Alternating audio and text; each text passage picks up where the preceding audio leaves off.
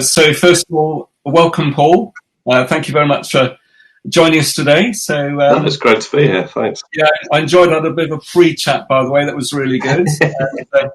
We've got Muriel here, Muriel Gibbons as well, and Chris has joined us as usual. So this session is very much about how to create a business as a force for good. Let's just go over these parts fairly quickly. We get cracking. For those of you who just joined us from the previous session, do again introduce yourselves in the chat. And also let me just make sure I can see the chat coming up. That's good. And crucially, if you could indicate a little bit about what you do. No web links, please, guys and girls, because it's not about self-promotion here.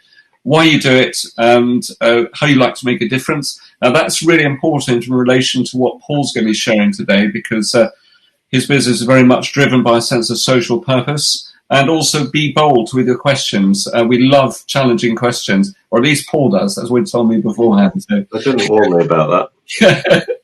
Okay. And a bit of a quick introduction from myself. First of all, I'm the founder of Business Growth Bureau, founded the organisation about 6 years ago.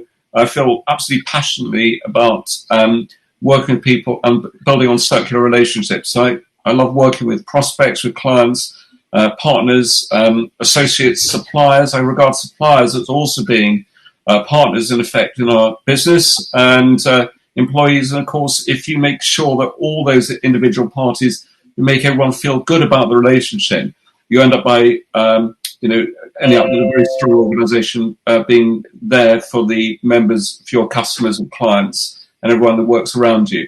And Chris, could you very kindly introduce yourself, please, at this point? Sure. Hi, I'm Chris Cooper, and I help leaders to elevate the performance of their businesses through their people and to create highly engaged workplaces. And I have a real passion about this area of business for good as well. You know, how can we do good through our businesses and contribute to some of the challenges and overcome some of the problems that we have around the world? And I think business is a great way to actually do that. I'm the author of a book called The Power to Get Things Done, whether you feel like it or not. And the Business Elevation Show on Voice America is almost approaching 400 unique episodes. So I've been doing that for nearly 10 years as well. Wow. So that's me. Yeah, that's quite something. Now, Paul, I know Chris is going to properly introduce you in just a moment, but I won't forget the lovely Muriel, because Muriel is behind the scenes, make sure everything just happens. She looks after all our clients, and no doubt you've been hearing a lot from Muriel over the last few days. So, Muriel, do you want to very kindly introduce yourself and what you're really passionate about?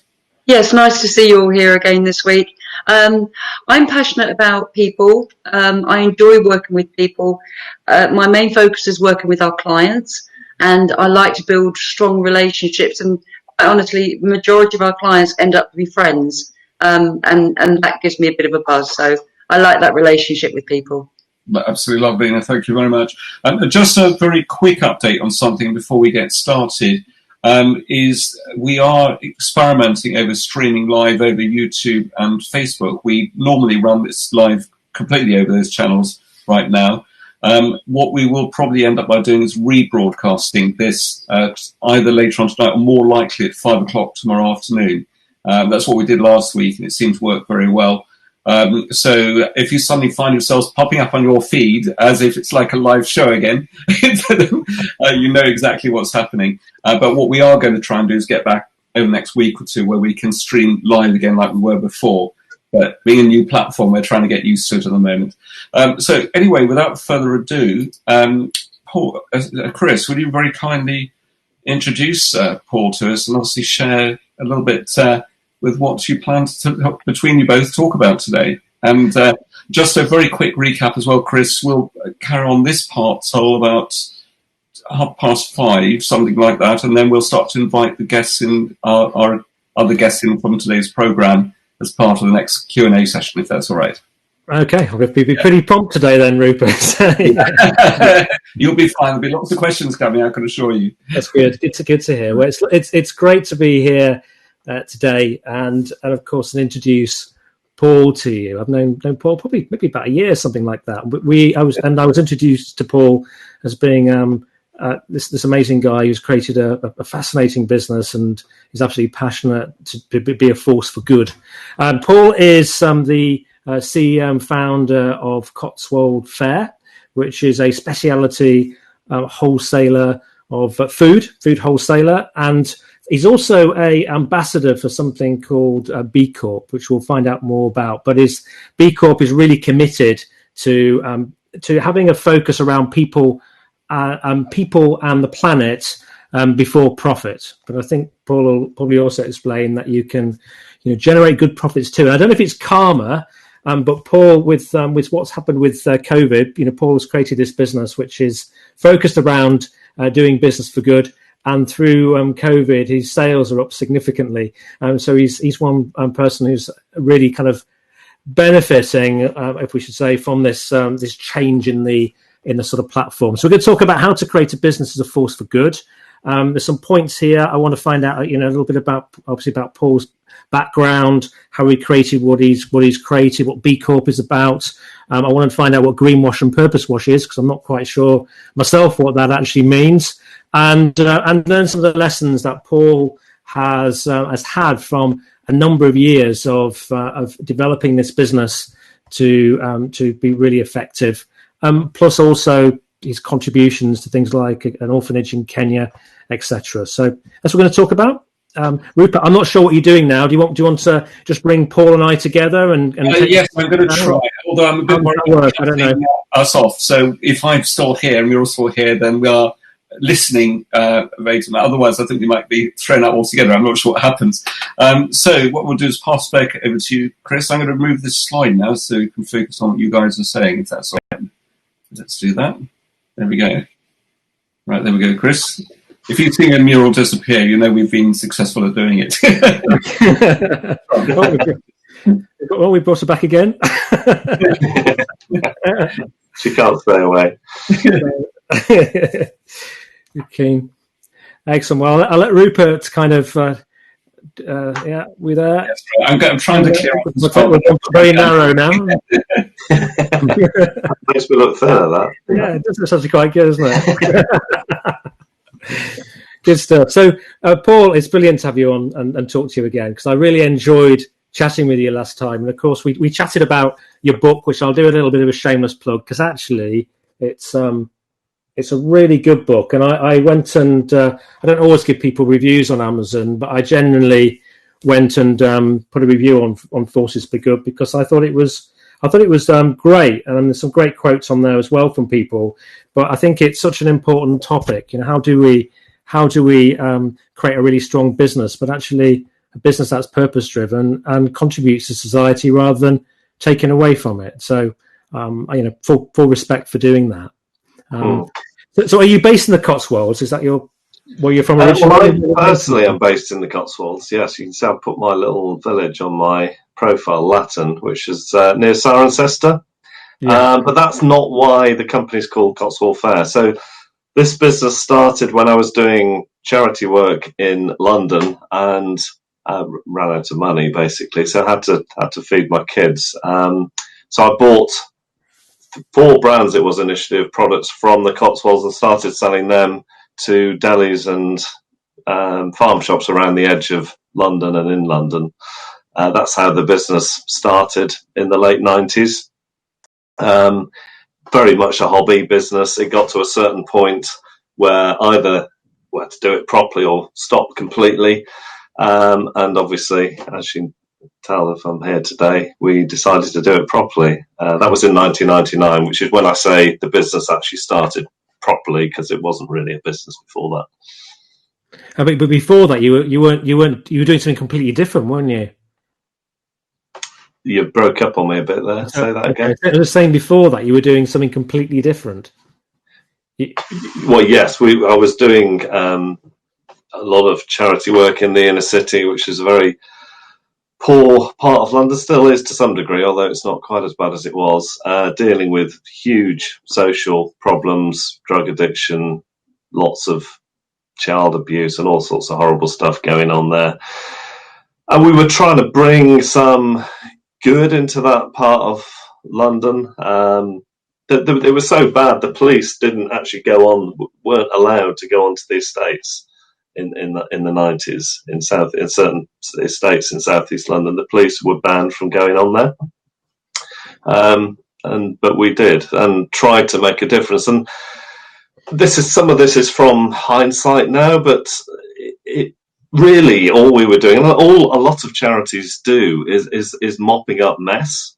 Generally, if you look at a lot of charities, that's their work, is mopping up mess. And how has that mess arrived? Well, it's arrived through bad government policy in some cases, local or national, and a lot of it has come from bad business behaviour over the years. So when I went into business, I was very keen to have a business that didn't just do business and make profit, but actually made a difference to the world as well. So we did start in the right way. So of our first 5 employees, we had one recovering drug addict, we had one recovering alcoholic, and we had one guy just come out of prison. He was the van driver. I'm not sure if he was a getaway driver, and that's why he was in prison, but he certainly drove the van like he was one. And did that prove to be a good strategy? Well, our hearts were obviously in the right place. Looking back on it now, it was far too much too soon. We weren't, in the financial sense, we weren't a sustainable business, weren't making any money, and probably needed a higher percentage of people who did actually, were used to the routine of work and stuff like that. I mean, Timpson's is a good example of someone who's employing people out of prison, and they cap it at 10%, which is probably a wise figure, I think. If you try and do too much, you might end up achieving nothing. So yes, it was too much too soon, but we were trying to do the right thing, probably being a little too ambitious. And then did you get to a point where actually you got this vision of really helping people and having employees who got different sort of challenges? But then you get to a point where money started to become a bit of a challenge, and you needed to have a real rethink moving forward. Yeah, so so I did this with another guy to start with. After 2 years, he wasn't coping with not making any profit, so he left. So it left me holding the baby. In fact, there's a bit of a story there, because I'd actually decided I was going to give it to him, because I wanted to go and live in China with my young kids. I thought it would be great for them to learn Chinese, and so I made a decision when I was over there for 3 weeks. I was going to give the business to him when I got back, but unfortunately, while I was away, he'd made a decision that he wasn't going to be there anymore. So, anyway, so it was tough. I mean, most people listening to this a lot of them probably have been involved in startups. It is really, really tough, and you have some really, really crap days. You're running out of money. Things are going wrong the whole time, and doing that on my own was hard to kind of keep the purpose side of the business going. Jumping forward about 10 years, so about half the life of the company, we were more financially sustainable by then, making some profits. So I thought, right, actually, yes, let's do something good. This is me thinking this, and we got involved in a project in Kenya. It's an orphanage and 2 schools. And so I kind of brought this to the company and said, look, wouldn't it be great if we did stuff for this place, went and visited there, helped them out, raised money for them. And one person who was only working part-time said, in my other half of my life, I'm going to organise a charity ball and raise some money for this place. So, wow, fantastic. And seeing that happen, and then suddenly seeing other people give up the time to do stuff, it became very obvious that for a lot of people, the idea of doing something good or being involved in a company that was doing something good was giving them this new lease of life and this energy that wasn't there before. And we became a better company as a result. Now, not everyone was that way inclined, and through various bad decisions I made, and I can talk about those if you want a bit later. We ended up with a lot of the wrong people in the business. We were growing really, really fast. We had about 50 people at that point, and quite a few of them were people that shouldn't have been there. We just were plugging skills holes rather than actually recruiting people with the right character. That's a massive mistake I made, and I certainly paid for it, because in 2014 almost lost the business completely. We had a botched IT installation. Everything that could possibly go wrong with it went wrong. Customers were not getting their goods, and if they did get them, they were only getting half of what they ordered. Suppliers were getting grumpy because they were hearing from customers they weren't getting their food. Just to give you an idea, there's about, at this point, probably 2,000 lines of product going to 1,500 customers at that point. I think we were probably 2 or 3 weeks from completely losing everything.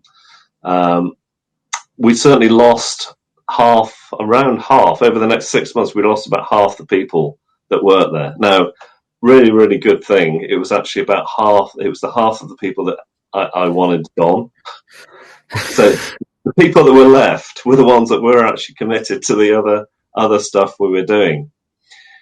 And obviously, it took a while. It took 3 years actually to recover properly from that. But during those 3 years, this is when I discovered the B Corp movement, which I'd never heard of before. In fact, it was a friend of mine who's CEO of Cook, the frozen food meal, which some people may know. We use them quite a lot, get a nice discount card. But he told me about this thing called B Corp. And my first reaction, to be honest with you, was, that sounds a bit American, Ed. What's B Corp, for goodness sake?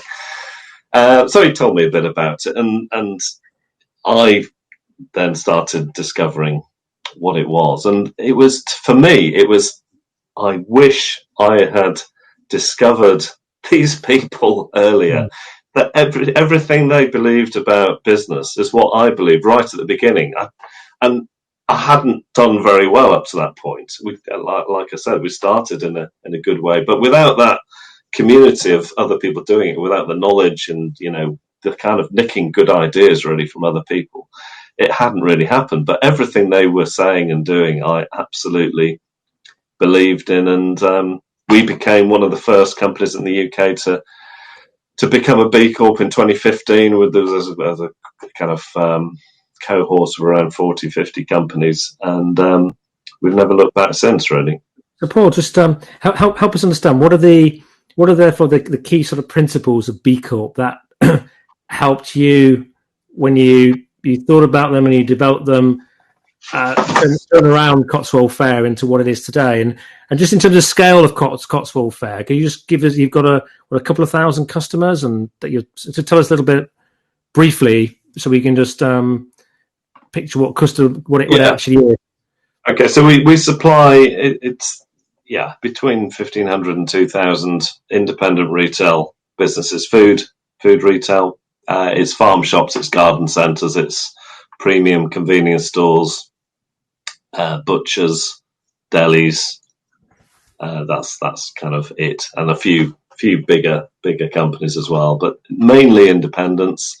And we supply now, it's a range of about 3,500 products from about 400 suppliers. Big warehouse, 2 warehouses that are shipping those goods to customers every day of the week. Is there more organic or anything like that? Or is it just we do a percentage, about 15% is organic, fair trade. I mean, it's all quality food without added ingredients, and better for you than most of the rubbish stuff that some supermarkets sell. Not mentioning any names. It's at the premium end of food, but it's not prohibitive, and most of it isn't prohibitively expensive for people. Ambient, chilled, frozen to come next year. And if you think about B Corp, there are three or four points from 3 or 4 key ideas that have really led to this transformation that we can all learn from. So there are 3 things you do as a B Corp. One is changing the legality of your company. So companies have articles of association, and the standard framework is you are there as a company to make profit for the shareholders. Yeah. As a B Corp, you change that you're not just there for the shareholders, but you're there for all stakeholders. So that includes obviously employees, customers, suppliers, the local community, the world community, the planet, and yes, still the shareholders as well, but they're part of a bigger picture. That's number one. Number two, you get assessed when you initially become a B Corp, you have to be assessed, and it's quite a challenge of a bar to get over. So you're assessed in 5 areas: governance, community, environment, customers, and people, workers. And you don't have to be perfect to be a B Corp, but you have to be doing enough to make the world a better place to get over a certain score. And it's highly complex. We're just recertifying at the moment. So you get in, if you get in, and then you have to recertify every 3 years. We're just going through that process. And to give people an idea, we've just submitted 187 pieces of evidence in terms of what we are doing as a company to be good. Now the interesting thing about the recertification, so we certified in 2015, got a score of 84. The past line is 80. And we thought we were quite good, but only just over the line. 2 years later, done loads of stuff, went for the recertification, 84 points. So I actually rang the office in Philadelphia and said, I think there's something wrong with your algorithms on the process. And he said, no, there isn't. He said, didn't anyone tell you the bar gets higher each year? So it not only makes companies get to a point, but it forces continuous change. So we're just going through that process again now. And I haven't got I think I'm confident we'll be over 100 this time. We have done a massive amount of stuff over the last. So that's number 2, certification. Number 3 is producing a public impact report each year to say, this is what we're doing for the world. And this is ours there, which is the wrong way around on the camera. Never mind. I think it's about 20 pages of stuff that we are doing, both, on the environment, on people, local community. And to be honest with you, I think one of the proudest moments so far as the leader of this company, as one of the leaders of Cotswold Fair, was when this landed back after coming back from the printers. Because flicking through it, I just thought, wow, a lot of this stuff isn't me. A lot of it is other people doing stuff. Now, that never would have happened 5 years ago. I don't think it would have happened 3 years ago, but particularly over the last 3 years, the kind of DNA of the company has changed significantly. So a lot of the good ideas now are coming from other people in the company. They're not all coming from top down. They're coming from everyone, ground up. And that, to me, is probably one of the greatest tests that something has changed and that we're different than we were 3 years ago. So that's the 3 things really you need to do as a B Corp. So basically, ability to ensure that you have this at the heart of the business and you keep improving.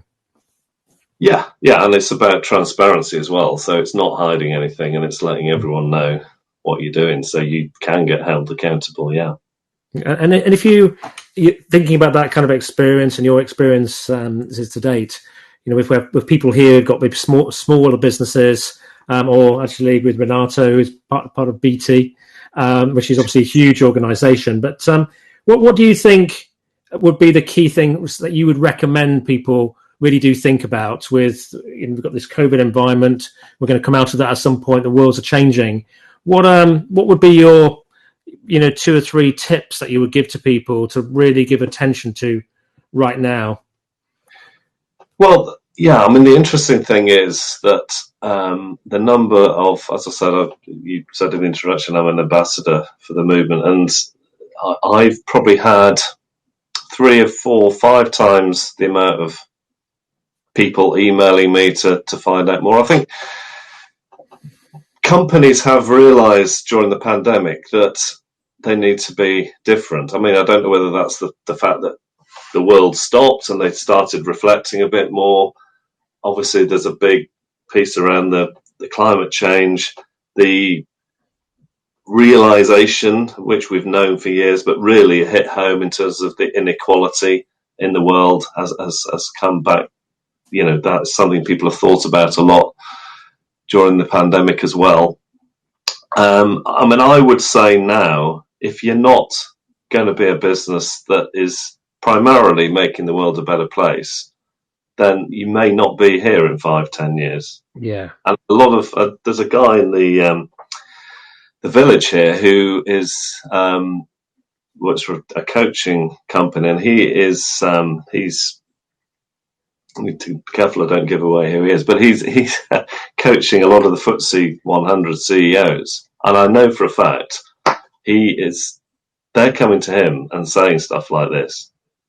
These are big companies, and they know we need to do stuff for the planet. We need to do stuff to reverse this ridiculous inequality that capitalism has encouraged. I mean, supermarket workers, that's one of the inequalities that's come up. How can it be right that the CEO of Sainsbury's gets paid more in a day than the people stacking the shelves and working the tills get paid in a year? Yeah. That is the world gone wrong. That is business gone wrong. It's capitalism gone wrong. And we bloody well better do something about it. Otherwise, customers will stop using us. I do believe that. And it's starting.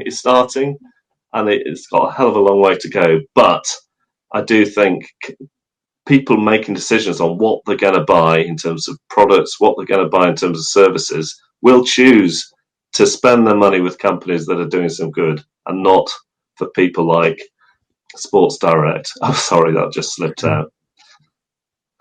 Yeah.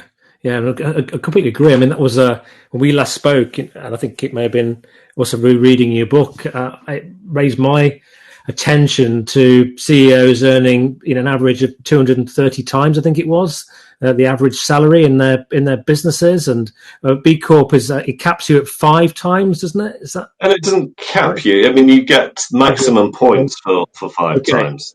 Right. Yes, you can score lower points or no points if you're too far away. That is, the thing about the B Corp.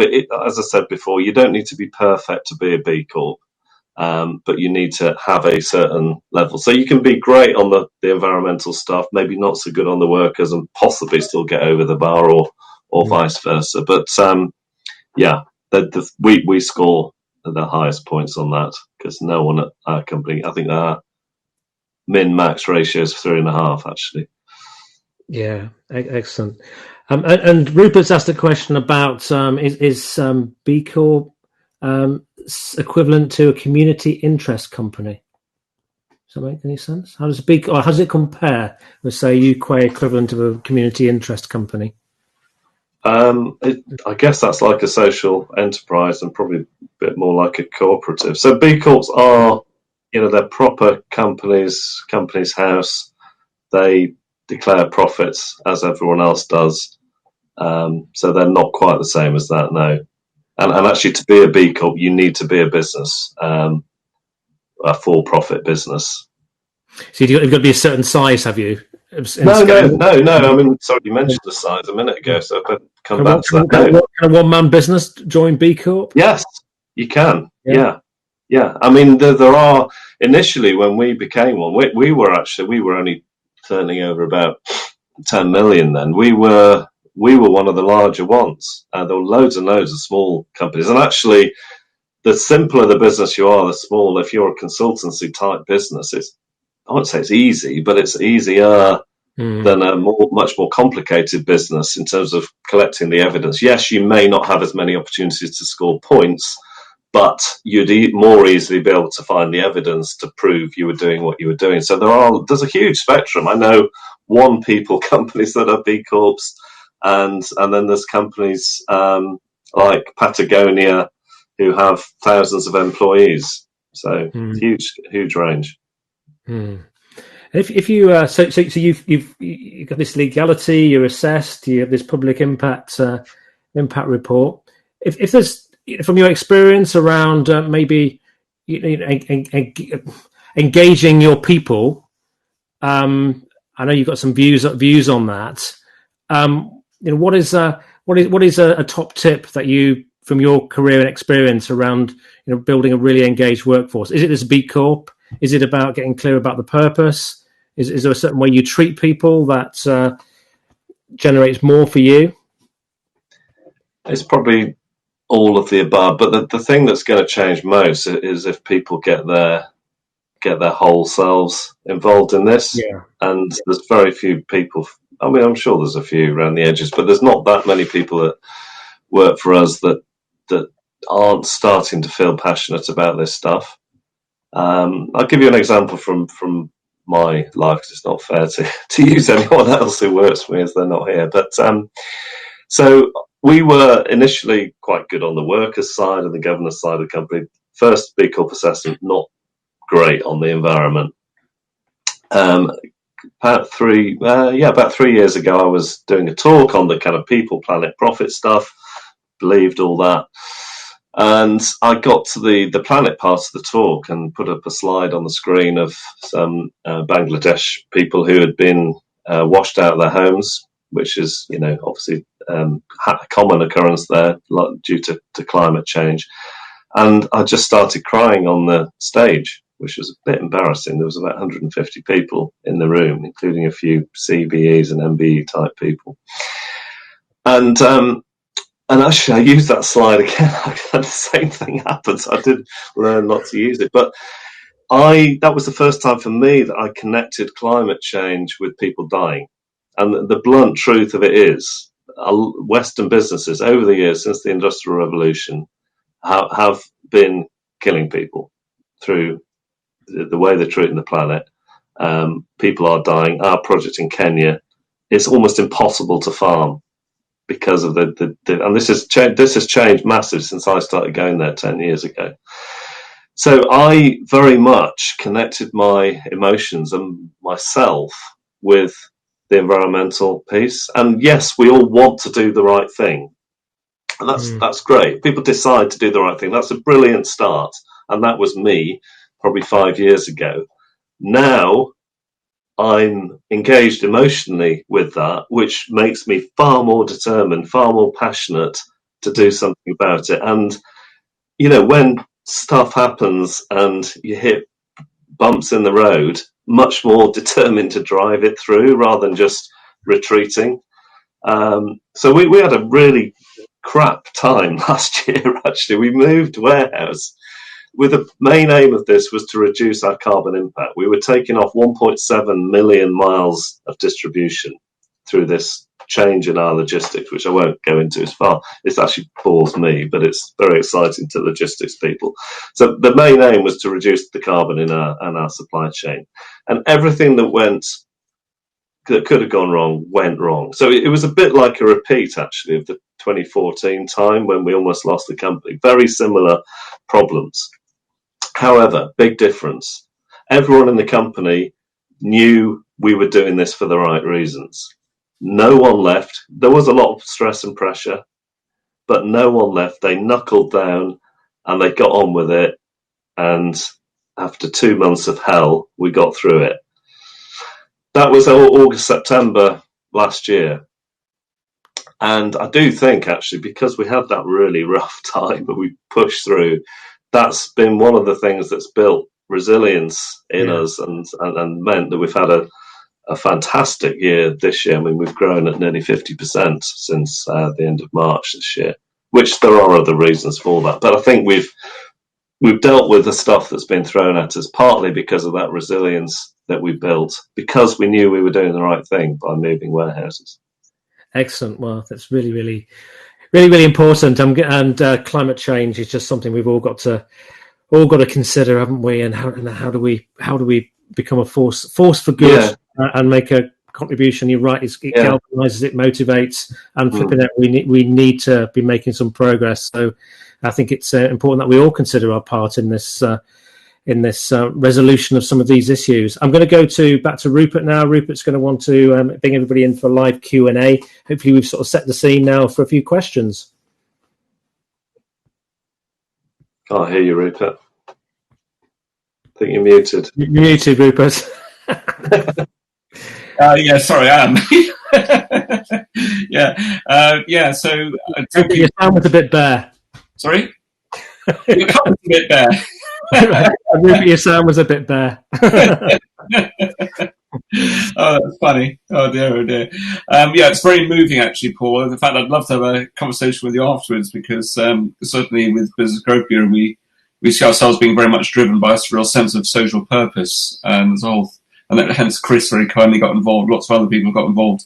From March this year, it's been very exciting. So, and I can relate to a lot of the stories you're talking about there as well. So, thank you for sharing that. I'm going to try and bring Muriel in just a moment, and then in a moment we'll also bring in just trying to remember who's on the other table. So I think Alex, you had some problems, but bear me just a second. Let's come on to Muriel first. I'm going to just try and find her in the attendee list. Won't be a second. Right, that's the stage. There we go. So Muriel will join us in just a moment, and Chris and Muriel, I think you were on the same table for a while, weren't you? But Muriel, on your table, you had several people who were discussing good examples of potential businesses which could be created for good, with a strong sense of social purpose. What were some of the points raised on your table, if you don't mind me asking? We had a few points, but there was one that really was more powerful. Paul, your comment about companies having to realise that they need to be different is spot on. Because I know that this relates to what I'm going to say, but years and years ago, supermarkets wouldn't give away their food that was becoming close to sell-by date because of the potential repercussions. But Renato said that in his local neighbourhood, Waitrose, Marks and Spencer's and Sainsbury's are giving away their close to sell-by date food to the local churches. Now, the local churches would normally feed the needy, but of course they can't at the moment. So what they're doing is distributing all the food to people that need to be fed, which I think is really, really good. Yes, so we're involved in a project called City Harvest. So all our waste, in fact, I think we gave them 45 tons last year, which is not only actually providing food for the homeless, but there's actually 24 times the amount of carbon impact of waste food as methane than CO2. So it's a huge carbon issue as well, waste food. It's ridiculous. And in our local neighbourhood, people, if they're going shopping, they'll ask the local neighbourhood, they put it on a site that we're all involved with, that, can I shop for you? So it's all about compassion and empathy, isn't it? And really, really looking after your neighbours and doing what you can for each other. Yeah, absolutely. Yeah, and the thing is, when this is the thing with business leaders, a lot of this comes from fear. There's a fear to give away. If I'm too generous in terms of the way I run my business, I might get taken advantage of. But unless you are generous, you're not going to get it. You're not going to get it back. And I think there's this fear of from some people of being taken advantage of, so they're not generous in the way they run the business. Because personally, if you give away and you do good for other people, actually not only do you get it back, but you feel a lot better. Yeah, absolutely. And companies will feel a lot better if they're giving more away, and they'll get more back. So I'd strongly believe companies that are doing this stuff actually end up because they're not looking at the money, they actually end up with more profits as well. Yeah, because to invest in, the same for us. We've made great profits this year, which we are investing into a shop and restaurant next year. So we're not holding it all. We're actually able to do more good next year because we've got back some stuff this year. Yeah, no, thank you. Mira, was there some other points that were made on your table? Chris, I know you were part of that discussion for the earlier part, weren't you? There are people made particular reference to anything in particular you wanted to bring up as far as that's concerned? Before we bring in, people were just giving examples of where organisations are doing, also doing good things at the moment to contribute. Really, I don't think it really invited a question particularly in terms of talking about that. The question you posed, Rupert, but okay. I think, BT. Renato was talking about what BT were doing, and we were coming up with different examples of people who are contributing to the elderly and those sorts of things. Yeah, I heard about. I think I was chatting with an MD from National Express, and they've been using their coaches that weren't running during lockdown. They were using them to help transport food between food banks, which I thought was quite interesting. Yeah. It's been interesting to see how people were they've been stepping up. Yeah, and that's why local shops are going to carry on doing well, because they've engaged with their communities. They've given free food away. They've taken food around to people who are shielding, and people want to repay that back. They're never going to feel that emotional connection with Tesco's, are they? With the best will in the world. Mm-hmm. Yeah, that's right. I can't quite understand why Sainsbury's are choosing to lay off 5,000 of their employees right now, when actually... Yeah, well, I know why. Because they're getting rid of all their counters, which is a backward step. So they're basically saying, we're signing up to more packaging, which is the wrong direction to go. That's right. They're getting rid of the deli and all their lovely food counters. So all that stuff that's the only unpackaged part of Sainsbury's, and that's all going to now be in plastic. Great, well done. That's not a bad thing, because then that'll send us to our local delicatessens and our small shops. Yeah. Yeah, well, that's one blessing, I suppose. I'd rather they did the right thing, though. Yeah, 100% agree, yes. In fact, I'm surprised, actually, because I would have thought the demographic of Sainsbury's customer is probably not going to be so aligned to that, but interesting one. We've got Vernon as well, who was acting as chair with Alex on the other table, as a table champion, so I'm going to just try and bring him onto stage. So, Vernon, we're looking forward to see you in just a few seconds as you're teleported across. So there we go. So Vernon's just joining us as we speak. So Vernon, when you can hear us, I can hear you. Yeah, good. And we're happy to be able to see you. I did actually say to you that the question has been formulated by Alex, and he had the question. Great. I didn't put it in the chat.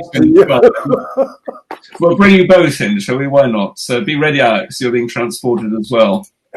Okay, so there we go. But Vernon, while we're just waiting for Alex to join us, you also were... It was quite a lively debate on your table. I joined you for a little while, but I could barely get a word edgeways. And that was a positive thing, by the way. There's a lot of very strong debate going on. So Vernon, what are the points that you picked up? What were some of the points you picked up you'd like to feedback? The points I picked up was that... You've got no camera, actually. I don't know if you've got a problem with your camera, or is that on our side? Well, my should be on. Okay, so why don't you just switch that on? I don't think it's... It's not. No worries. So, yeah, Vernon, back over to you again. Yeah, the thing I actually came away from is that there's a difference between high-end businesses and their pricing to altruistic businesses, which is the question that Alex has got. And it's how do we find a balance between that sort of situation with the higher end businesses maybe trying to push the altruistic business out of competition, that sort of thing, which is the sort of thing I actually look at. And I was actually quite interested in what you were saying about Sainsbury's, because I've noticed their pricing has been subtly increased. And unless you're the kind of person that monitors what they're doing, you don't see the sudden 1p or 2p or 3 pence hike up that they're doing and saying that they've been fair to people. Their prices are actually quite high. So yes, I can actually see where they're actually putting themselves out of the market, even though they think they're being subtle in their doing it.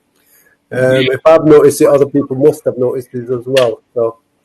Yeah, because some of this, Paul, is this pricing, understandable in a marketplace where maybe distribution costs are getting higher? And I've been talking to people, the challenge of getting goods transported from overseas, for example, with COVID has been more difficult, or is it just people like Sainsbury's taking advantage of the market?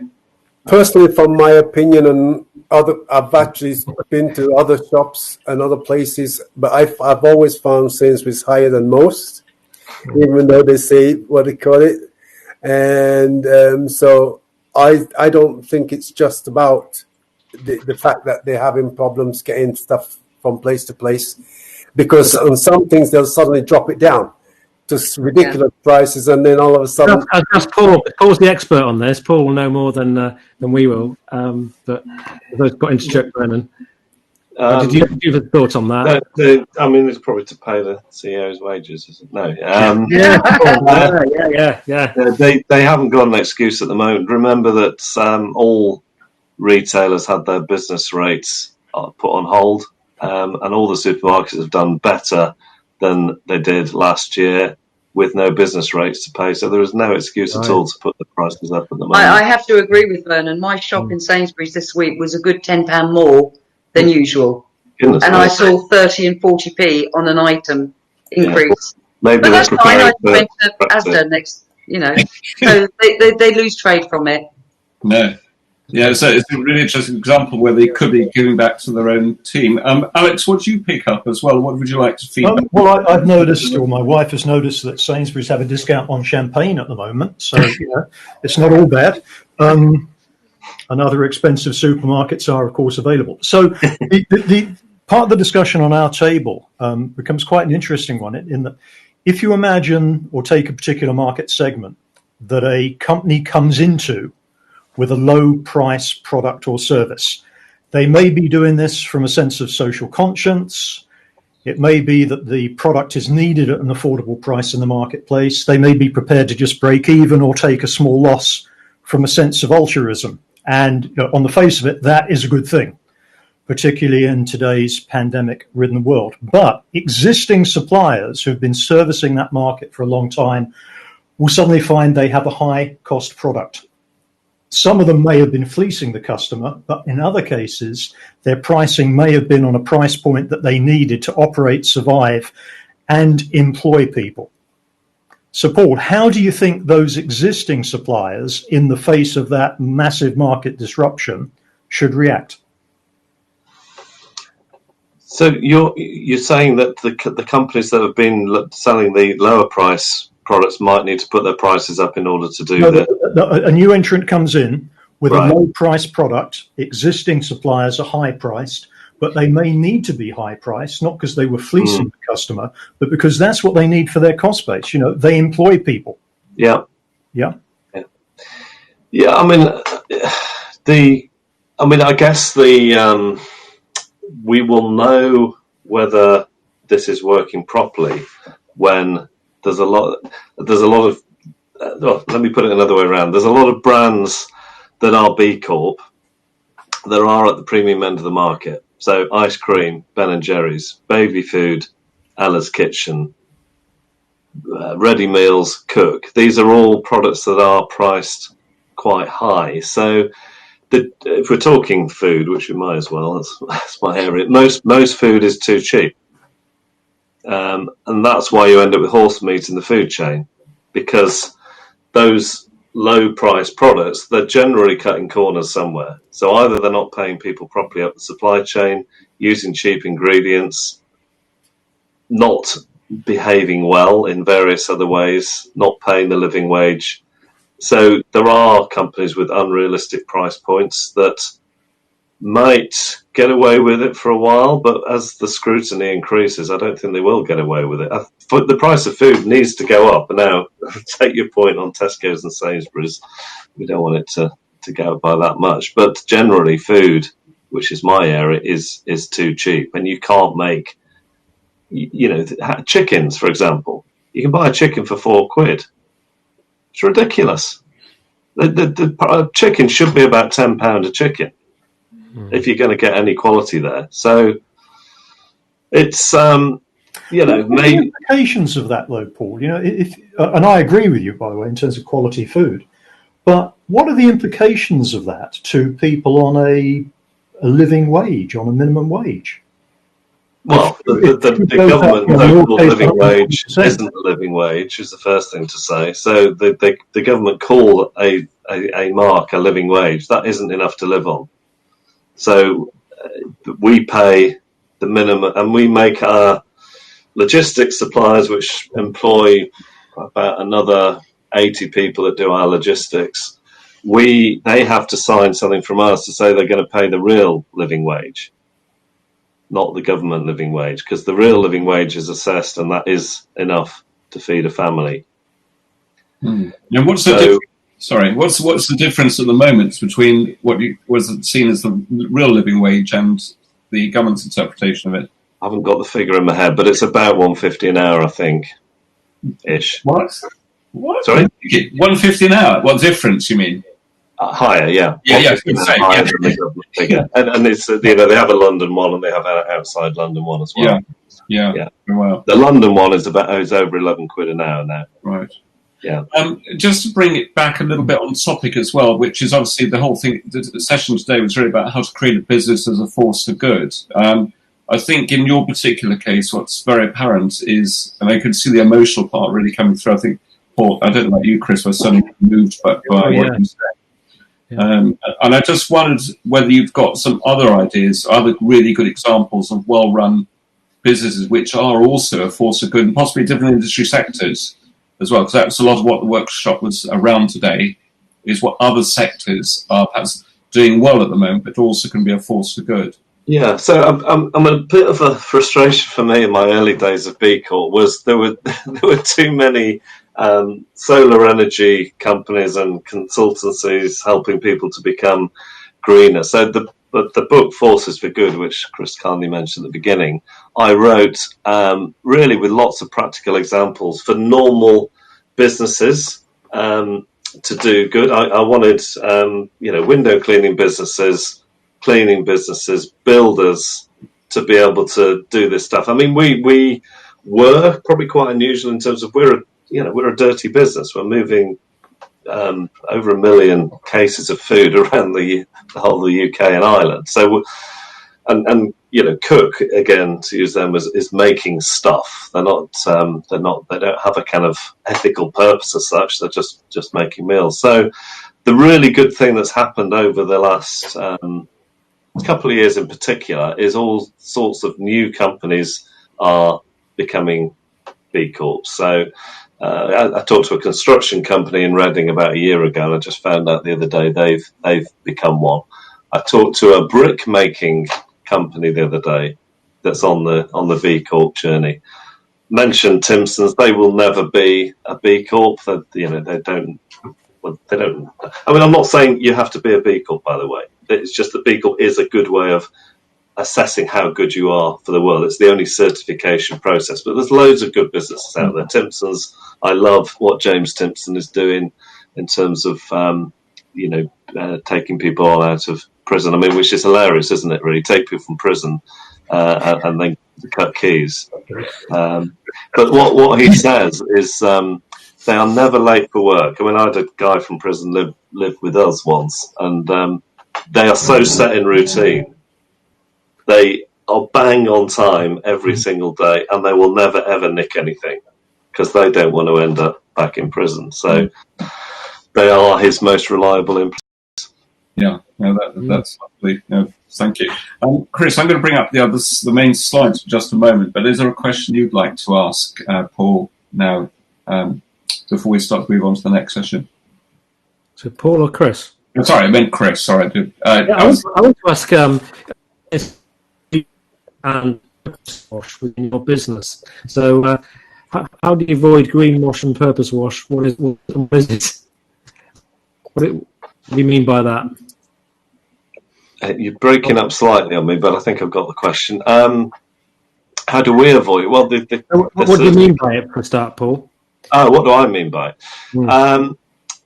So greenwash is generally is companies that are making themselves look good in order to get more business, and there will be, because of what I've said and the direction of travel, there will be a lot more of this, by the way. So look out for it. Companies, it's CSR, which is a term I detest because it's a lot of window dressing, and purpose wash is, it's the same thing in terms of your general purpose as a business. People saying, "Oh yes, we're there for people, planet," but they're secretly just doing it to make more profit. And there will be a lot more of this coming up. And the only real way of working out whether it's there is if you cut the company in half, what do you see in the middle? And through talking to people who work for the company is one of the best ways of working out whether it is genuine or it is just window dressing to make themselves look better. I mean, the oil companies, for example, at the moment, they're doing a lot of window dressing because obviously the fossil fuel age is coming to an end. So they're having to window dress secretly. They're also lobbying against the fact that climate change is happening, by the way, in order to carry on selling oil. So they're probably the best example of that at the moment. I don't know if you've seen them, but I found very inspiring the David Attenborough program, A Life on Our Planet. If you've seen that one, but if that's that's they're absolutely brilliant, and it was the Blue Planet that started the much more greater awareness, not only of the plastic issue, but the whole people's climate change being forefront of people's minds in 2019.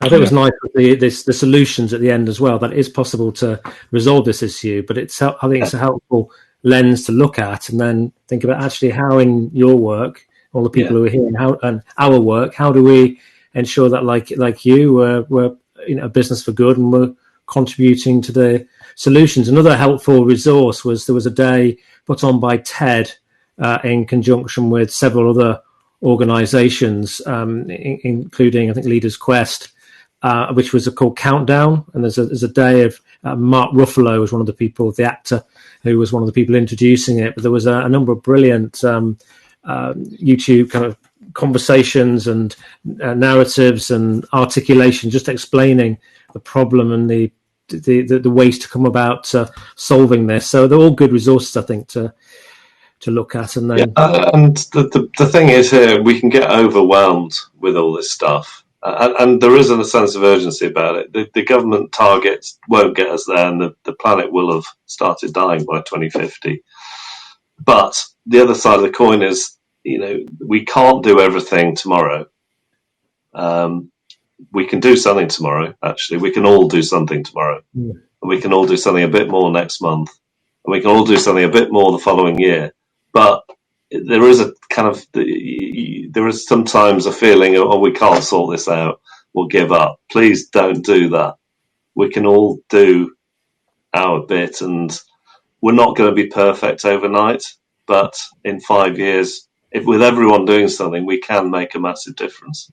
Yeah, lovely. Well, thank you very much, Paul and Chris, for that as well. I think the other thing is, the reason I was asking about community interest companies and is obviously B Corp. It sounds really good, actually, the structure. I really like it.